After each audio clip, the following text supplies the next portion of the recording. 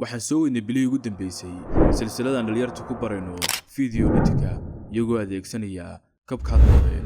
waxaan ka soo sameynay muuqaaladii hore part 1, part 2 iyo part 3. maantana waxaan qaadan doonaa part 4.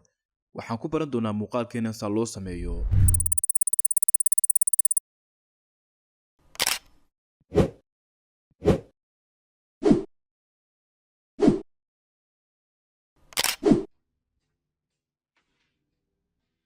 dhammaan waxaan u adeegsaday editka. waxaad ka helaysaa linkiga Telegram description-ka yaala. fadlan hanaga ilaawin like iyo subscribe. Okay, bal han bilowno. si aan u sameyno animation-kan waxaan u baahanahay marka hore inaan nimaano barnaamijkan ku sameyn lahayn oo ah CapCut. markaan CapCut soo galo new project ayaan leeyahay. saan soo gashado background waxaan tegayaa meesha ku qoran tahay library, kadibna waxaan ka sii dooranayaa meesha ku qoran tahay background. waxaan dooran doonaa background-ka madow. markaan background-ka madow soo gashado waxaan bilaabi doonaa inaan ku qoro sanadadii. text ayaan tegi doonaa, artext ayaan ku dhufan doonaa. halkan ayaan ka bilaabi doonaa 2015. saas ayaan u soo wadi doonaa ilaa aan ka gaarsiinayno 2025. haddaba waxaan soo qoranay sanadada qoraalkoodii. kadibna farta ayaan tegi doonaa oo farta ayaan ka soo bedeli doonaa oo waxaan ka soo dhigi doonaa farta halka kaaga muuqata. waxaan sameyn doonaa inaan 2015 xagga hore keeno, kadibna keyframe ku qabto waxoogaa yarna aan socdo, kadibna kor aan u riixo ilaa aan ka gaadhayo 2025. saas ayay kugu soo muuqanaysaa. waxaad tegi doontaa meeshaan ku calaamadiyey, kadibna waxaad kasii dooran doontaa garaafkan. kadibna waxaan sameyn doonaa inaan muuqaalkan markaa dejisano oon galleryada keensano. waxaan soo gashan doonaa muuqaalkan hadda soo save garaysanay. kadib waxaan tegi doonaa meesha ay ku qoran tahay maski. waxaan kasii dooran doonaa mirror. kadibna markaan maskiga soo doorano waxaan isku soo dhaweyn doonaa hareeraha labada xariijimood ayaa anigoo labada gacmood saa ku soo odhanaya ayaan isku soo dhaweyn doonaa. kadibna sanadka aad doonaysa inaad ku istaajiso ayaad labada fallaadhood dhexda u gelin doontaa. calaamadda yaran ku calaamadiyey ayaad waxoogaa yar hoos soo jiidi doontaa. kadibna saan ayay noo noqotay. hadda waxaad haysataa animation professional ah. Okay, bal hanu gudubno animation-keena labaad. waxaan soo gashan doonaa background-keena. markaan background-ka soo geliyo waxaan soo gelin doonaa character-kii. kadibna markaan character-ka soo geliyo waan yareyn doonaa oo waxaan ka dhigi doonaa mid aad u yar saad aragtaan. markaan character-kii yareeyo waxaan tegi doonaa character-kan ku dulfan doonaa. waxaan tegi doonaa meesha ay ku qoran tahay animation. markaan animation-ka tago waxaan dooran doonaa animation-ka. saad aragtaan character-ka xagga hoose ayuu nooga soo galay. saan u samaysano fallaadhihii waxaan tegi doonaa barnaamijka loo yaqaano Pixlab. haddaad u baahan tahay Pixlab Plus waxaad ka helaysaa Telegram-kayga. fadlan Telegram-ka booqo. kadibna waxaan ku dhufan doonaa application-kii Pixlab. markaa wuxuu noogu soo muuqan doonaa sidan. waan iska dhiliidi doonaa qoraalka. kadibna waxaan tegi doonaa meesha aan ku calaamadiyey. markaa saas ayuu kugu soo muuqan doonaa. halkaas ayaad soo gudi doontaa ood curve ka dhigi doontaa. markaad curve ka dhigto halkaa ay ku qoran tahay stroke width ayaad ka soo dhigi doontaa 13. midabkana caddaan ayaad ka soo dhigi doontaa. kadibna waxaad iman doontaa meesha aan ku calaamadiyey. background-ka ayaad ka dhigi doontaa transparent. kadibna waxaad ku dulfan doontaa fallaadhan soo samaysanay oo kor ayaad u riixi doontaa si ay u noqoto fallaadh kor u jeeda. kadibna sawirka ayaan soo save garaysan doonaa oo waxaan ku dhufan doonaa save as image. waxaan ku noqon doonaa barnaamijkeenii CapCut. waxaan samayn doonaa inaan soo gelino sawirkan hadda markaa soo save garaysanay. waxaan samayn doonaa inaan isagana yareeyo oon u dhaweeyo markaa qofka. markaan saa sameeyo animation ayaan u yeeli doonaa. waxaan tegi doonaa meesha ku qoran tahay maski. waxaan kasii dooran doonaa horizontal. kadibna horizontal baan klik ku dhufan doonaa si ay noogu soo baxdo optionadan kale. waxaan ka tegi doonaa rotate. waxaana ka dhigi doonaa rotate-ka -180. kadibna xagga hoosaad keeni doontaa adigoo soo jiidaya. keyframe baa ku qaban doontaa waxoogaa yar ayaad socon doontaa. markaa keyframe-ka sii dayn doontaa. san ayay noogu muuqday. markaa meesha aan ku calaamadiyey baad tegi doontaa. kadibna waxaad kasii dooran doontaa garaafkan.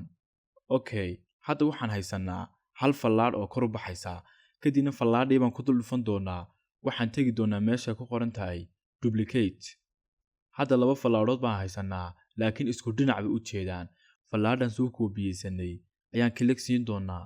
kadibna waxaan tegi doonaa meesha ku qoran tahay transform. markaan transform tagno waxaan kasii dooran doonaa meesha ku qoran tahay mirror. kadibna waxaad aragtaa inay fallaadhi dhinaca inoogu jeesatay. Fallaadha soo qaad adigoo gacmahaaga markaas ugu riixaya, waxaad ka dhigi doontaa rotationka 14 degree ayaad ka dhigi doontaa adigoo gacmahaaga ku jiidaya. Hadda markaa waxaan haysanaa in labada fallaadhood bay noo dhaqaaqayaan. Kadibna waxaan samayn doonaa inaan muujino waxyaabaha fallaadhuhu na tusayeen oo ah inaan soo gashanno dahabka iyo markaa silfarka. Halkaasaan dhigi doonaa silfarka, kadibna dahabka ayaan soo qaadan doonaa oo dhinaca kale ayaan ku aadin doonaa. Markay saa tahay, waxaan samayn doonaa inaan leekaysiino backgroundka markaa. Kadibna waxaan ku wada simi doonaa dhammaan waxyaabahan soo gashanay. Backgroundka ayaan leekaysiin doonaa si ay noogu soo baxdo zero professional ah. Okay, markaan wada leekaysiisano backgroundka waxyaabahan soo gashanay, waxaan samayn doonaa inaan dahabka iyo silfarkan soo gashanay aan markaa u samayno animation iyagana si ay noogu noqdaan mid professional ah. Okay, silfartaan ku dhufan doonaa, waxaan tegi doonaa animation, feed in baan sii dooran doonaa ama animationkan ku calaamadiyey ayaa dooran doontaa. Kadibna dahabkana saas oo kale aad u soo raacin doontaa. Markaa labadoodaasiba saas ay noo noqdeen. Okay, markaa waxaan samayn doonaa animationkeena xiga. Saan u samaysana markaa fallaadha dhinaca u baxaysaa, waxaan iman doonaa applicationkeenii markaa Pixelab, waxaana kasii dooran doonaa meeshii hore.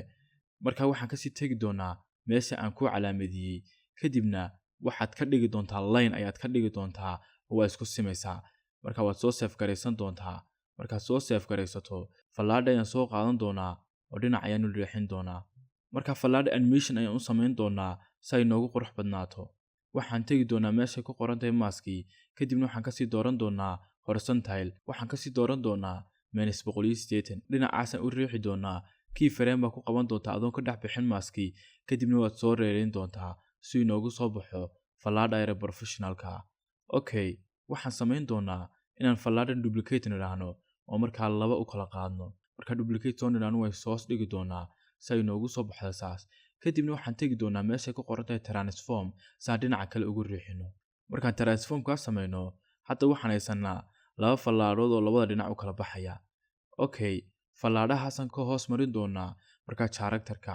Fallaadha koowaad ayaan dooran doonaa, kadibna waxaan ku dhufan doonaa meeshay ku qoran tahay layers oo layerkaas ayaan ka hoos marin doonaa markaa characterkeenii si ay markaa u muuqato mid ka hooseeya. Okay, hadda markaa waxaan haysanaa animationkaas. Kadibna waxaan soo gelin doonaa waxyaabaha ay labada fallaadhood oo kale ay ishaarayaan. Okay, waan soo qaadan doonaa markaa labadaa lacagayow.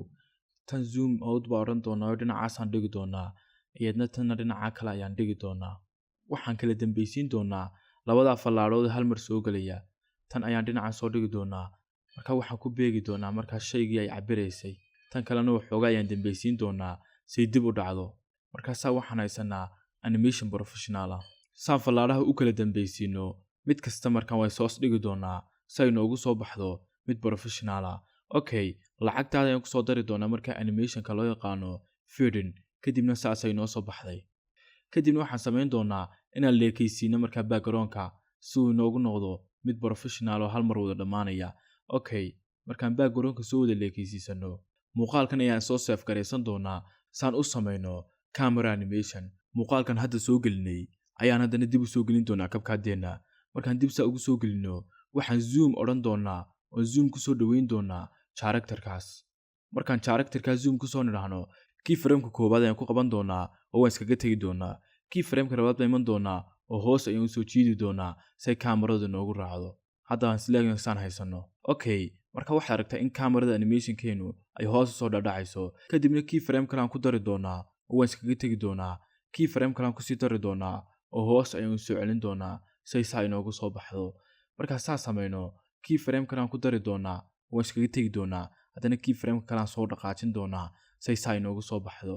Haddana waxaan samayn doonaa in keyframe kale ku darno oo kaani waan iskaga tegi doonaa. Haddana keyframe kale aan ku dari doonaa oo bidix ayaan soo dhaqaajin doonaa si ay saa inoogu noqoto. Okay, bal waxaan fiirin doonaa haddaba animationkan haysano.